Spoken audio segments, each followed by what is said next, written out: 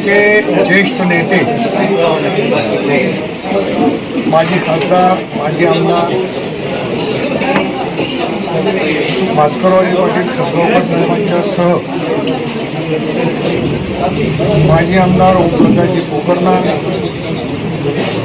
सौभाग्यवती मिनलताई खतगाव यांच्यासह हजारो कार्यकर्त्यांचा राष्ट्रवादीमध्ये राष्ट्रीय अध्यक्ष आदरणीय अजितदादांच्या उपस्थितीमध्ये प्रवेश होणार आहे। त्या प्रवेशाच्या निमित्तानं त्या प्रवेशाची माहिती व्हावी यासाठी आपल्या सर्वांना या ठिकाणी निमंत्रित केलेलं होतं। नरशीला मोठा मेळावा घेऊन हा सगळा प्रवेशाचा कार्यक्रम होत आहे।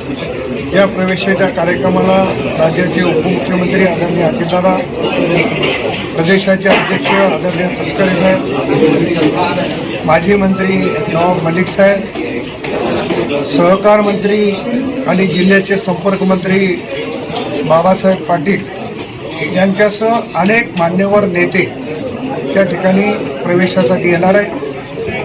न भूतो न भविष्यती असा कार्यक्रम नरशीला करण्याचा आमचा मानस आहे। कारण असं आहे की या महायुतीमध्ये दादांचा पक्ष सेक्युलर पक्ष म्हणून बघितला,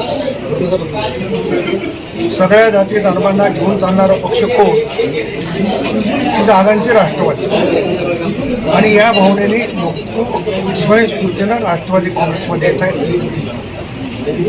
खतगावकर साहेबांच्या प्रवेशाच्या आधी पण आपण बघितलं की अनेक प्रवेश झाले।